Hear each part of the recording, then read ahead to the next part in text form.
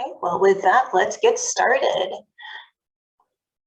I am Jennifer Delk, and I'm the Community Relations Education Director. We are with the League of Women Voters Austin area, are focused on nonpartisan information. So we'll be providing you with information today, not specifically on the candidates or our thoughts or views on them. We'll be talking a lot about what they're supposed to be doing in their roles today. And if you're looking for specific information on a candidate, you can check that out in our voters guide. The League is an organization that encourages the informed and active participation of citizens in government and influences public policy through education and advocacy. We are out there on the streets with voter registration services, get out the vote activities. We publish the voters guide. We host candidate forums. We also have a high school voter education program called First Vote. We do policy presentations and programs like today, civics education programs. So a couple of key dates before we get started. If you were hoping to vote in the primaries and you have not registered to vote, the deadline was yesterday. The first day to vote early or in person is going to be February 14th, and the last day to apply for your vote by mail ballot is going to be the 18th. And then last day of in-person early voting is the 15th, or 25th, and then the day that you will need to go and vote in person or send in your vote by mail ballot by is the 1st of March. So March 1st is a primary election, and for those of you who missed our presentation a couple of weeks ago, I wanted to bring up the fact that the primaries are the way that we narrow down the number of candidates running for a specific office. So we have a rather long ballot this go round because we have a number of partisan offices that are up for re-election in November. I like to kind of equate for people who are having a little trouble figuring out what the primaries are. It's a lot like the Olympic trials. You know how each country has, a number of, say, track and field runners that are vying to go compete in wherever they're having the Olympics at that year. So we're going to have maybe 30 people in track and field fighting for the 2 slots that we have to get to the Olympics to go compete against other countries. Same thing as the primary election. Right now we have a ton of people from various parties competing for that slot to be on the ballot in November. So we have open primaries here in Texas, meaning that you don't have to belong to a specific party, but you do have to choose a party to vote with in the primaries. So for example, if you are looking to pick a candidate for a team, you're gonna go with that team for the primaries. And then in the general election, you do not have to stick with a party. It would just be for the primaries and then for any associated runoffs.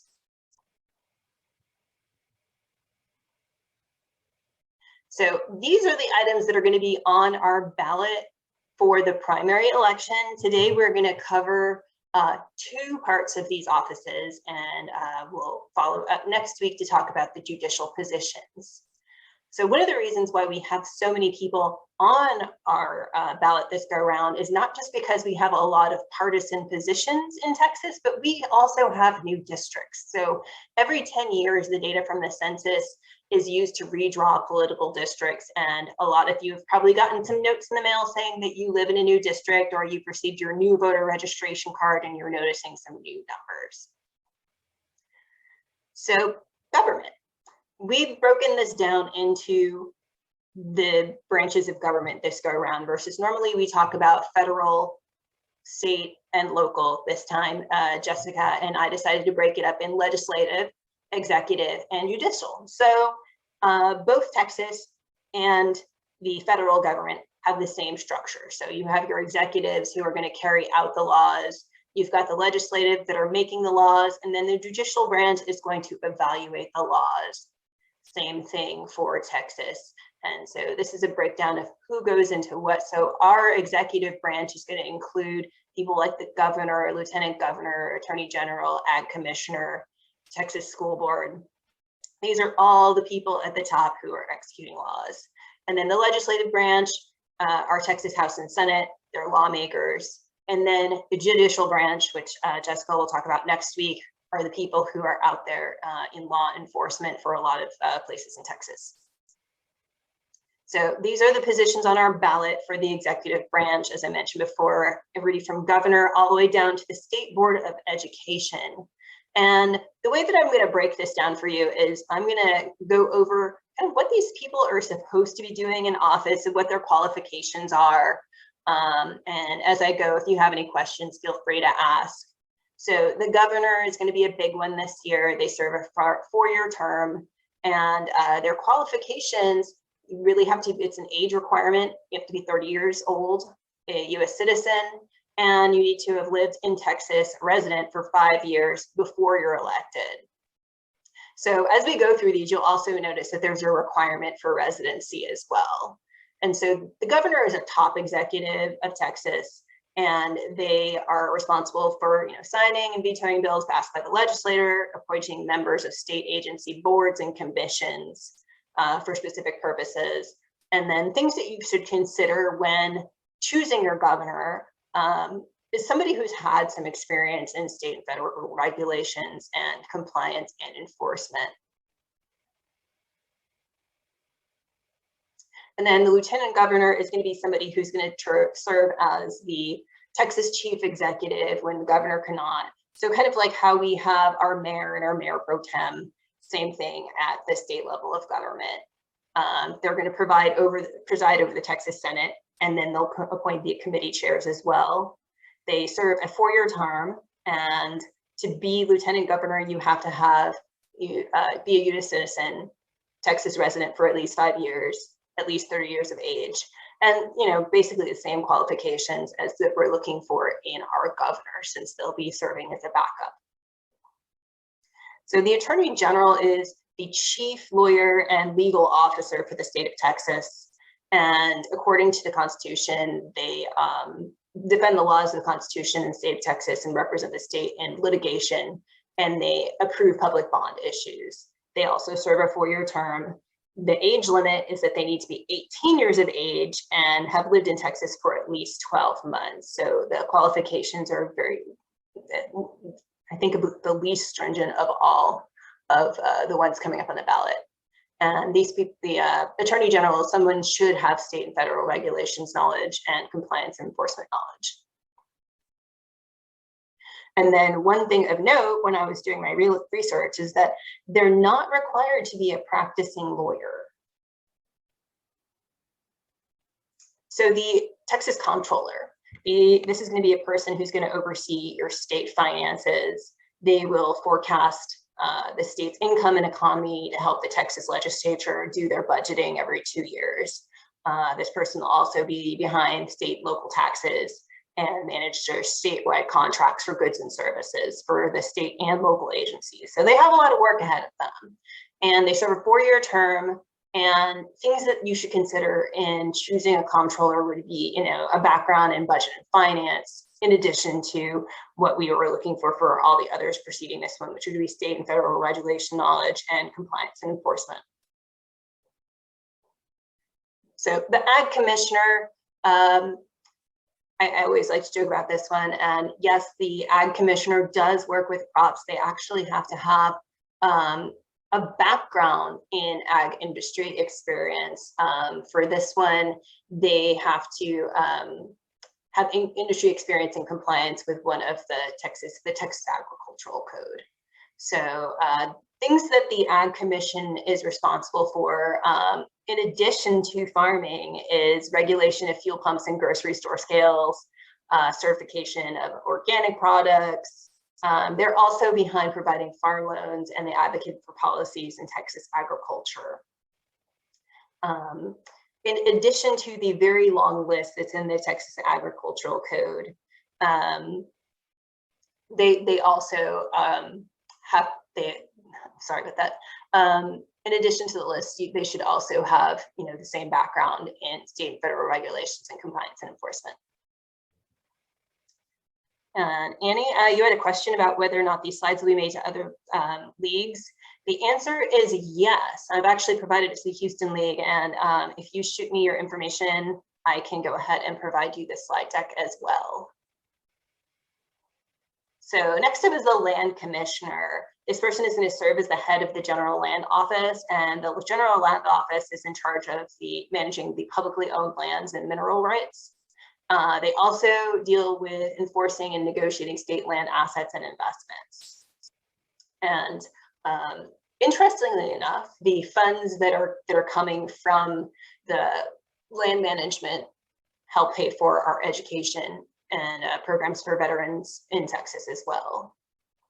The land commissioner serves a 4-year term, and as far as training and experience, they should be, have some sort of ties to industry as far as mineral rights and, real estate.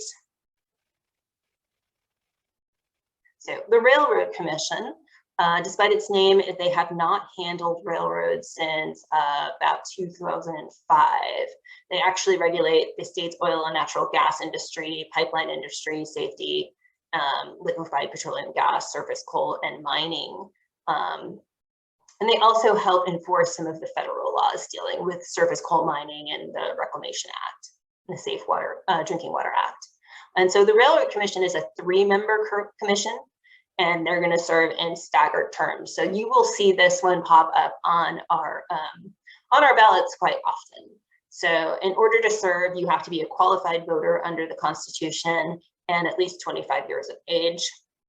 Something to consider would be somebody having industry experience in oil and gas and environmental, and then also have experience with state and federal regulations and compliance and enforcement. So State Board of Education. This is an interesting one because I believe they are one of the few positions here that does not receive a salary. So our State Board of Ed is responsible for setting our curriculum standards, reviewing and adopting instructional materials, establishing graduation requirements, managing Texas Permanent School Fund.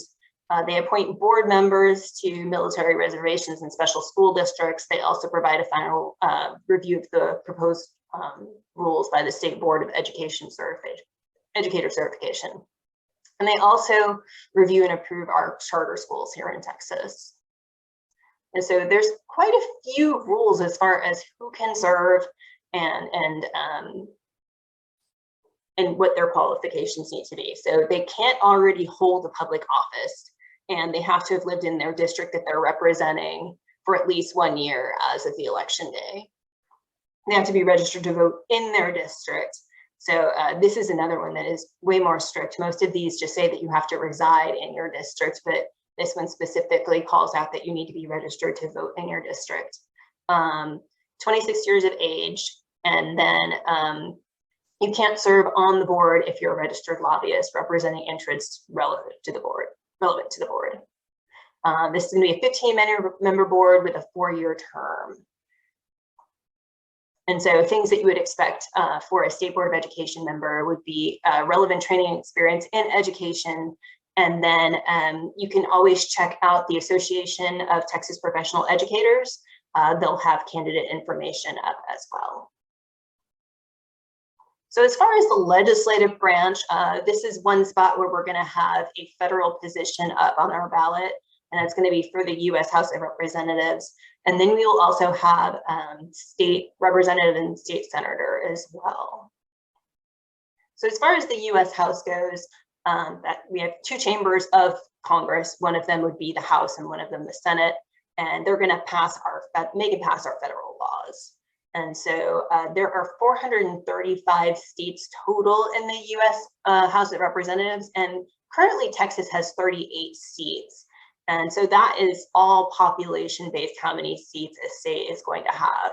And then each representative has a 2-year term, and there's no limit to the number of terms. Qualifications is that they have to be a U.S. citizen for at least 7 years, and then 25 years old before the general election, and then they have to have lived in the state where they're chosen. So the Texas Senate is very much like how the federal Senate is run. It's going to be your upper chamber of legislature. They're going to create laws and policies that affect all aspects of our lives: education, public transportation, healthcare. They're going to adopt the state budget And then in addition to that, senators are also appointed to serve on specific committees like commerce or education, transportation. And then the committees are the groups that are actually going to establish the laws that are voted on in the greater Congress. So they also adopt rules at the beginning of each session. We just wrapped up a legislative session, and they are the ones that are going to conduct trials for impeachment if those come through the House. So there's 31 members in our Texas Senate, and they serve a 4-year term, and they're led by our Lieutenant Governor. And the qualifications are that you need to be a U.S. citizen, at least 26 years old before the general election, a 5-year resident of Texas before the general election, and then a district resident for 1 year prior. So as far as the Texas House goes, that's the lower chamber of the state ledge, just as our House is the lower chamber of the federal ledge. And so they're also going to take care of passing laws and policies that affect public education, transportation, healthcare, and they're going to work on the state budget as well. House members also serve on committees, and they decide where the money goes within the state government. So there are more members in the House of Representatives, same as with the federal government. There's going to be 150 members. They serve a 2-year term. And their speaker is going to be voted in by representatives versus where in the Senate they're voted in by the governor.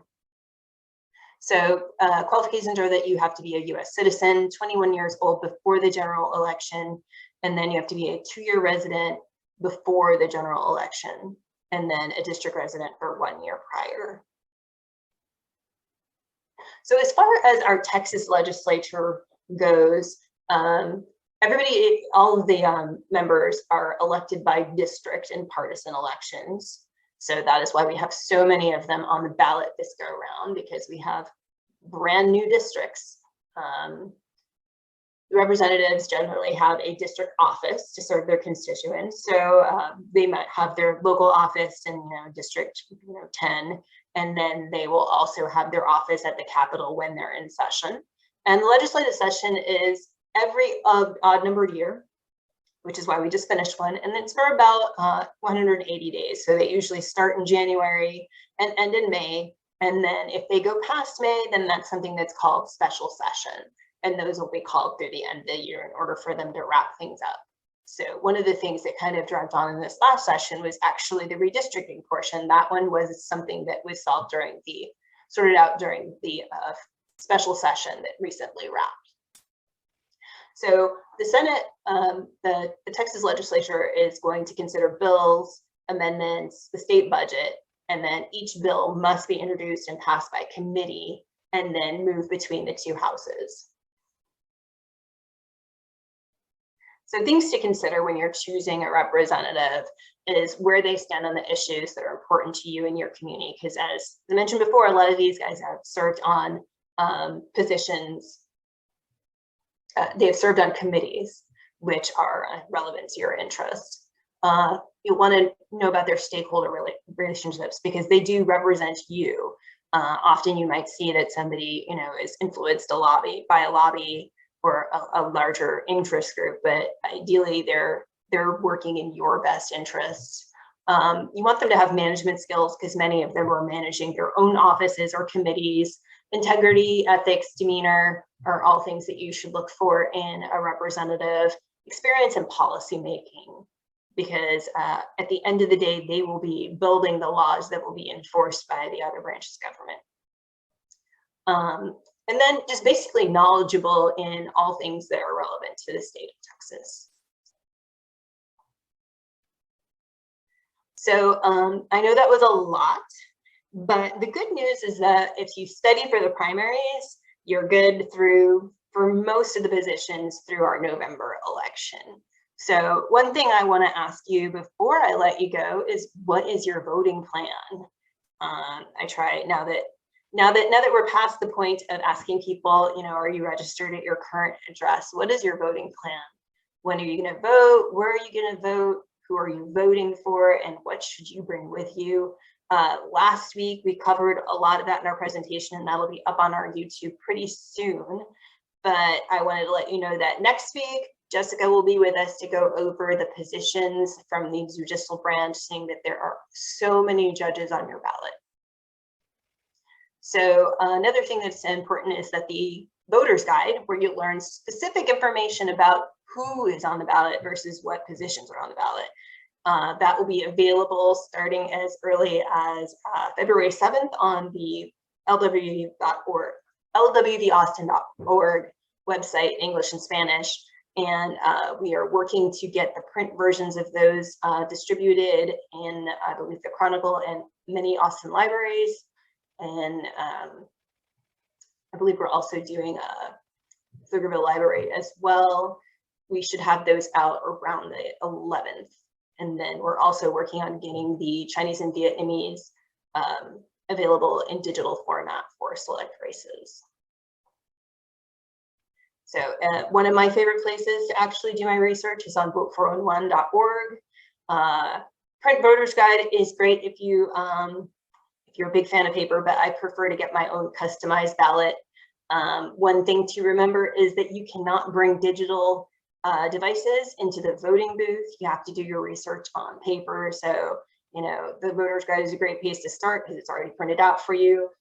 You can always contact our office if you need assistance getting a copy of the voter's guide. But I'm a big fan of Vote for Own One, where I can put in my address and get my customized ballot. And it's a lot like using the Best Buy Compare, you know, washing machines, where you can go log in and say, you know, this is what the specs on the Whirlpool and this is what the specs on the Maytag look like. Same thing goes for what is on your ballot. So you'll be able to side by side look at, you know, who is in the race for Railroad Commissioner. So that is all I have for you guys this evening. Did you have any questions? As I said before, if you are with another Texas league or you're looking for content, feel free to reach out to me and I can go ahead and get you a copy of the presentations that we have in progress. We're also working on some additional digital media that we'll be putting out on our Facebook page and Instagram as well. Let's see. Looks like we had a question come in from, let's see. We have a question from Debbie. As far as joining next week's session, you can use the same Zoom link as you used this week. I decided to make my life easier and create one link for both sessions. So we'll see you guys next week. Let's see, we had a question from Facebook. Let's see, Courtney asked, how can public schools gain access to the TPSF funds to help in times such as COVID? That is something I do not have an answer to, but I will take a look and see if I can't get an answer and get back to you, Courtney. Let's see, from Mott, yes, integrity, ethics, and demeanor should be mandatory as far as qualifications for our races. Agreed. Do we have any other questions this evening?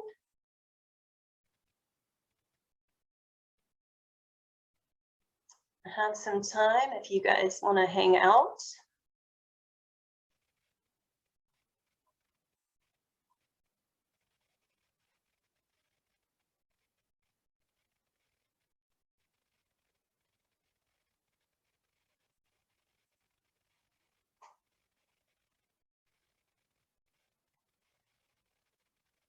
Well, if there are no other questions, I will see you guys next week with Jessica, and we will talk about what's on the ballot for the judicial branch. Like I said, there's a lot on the ballot, but you know, just knowing what the people in office are supposed to be doing will help you a bit as you go through the voter's guide and look at their positions on, you know, what their thoughts are on current issues.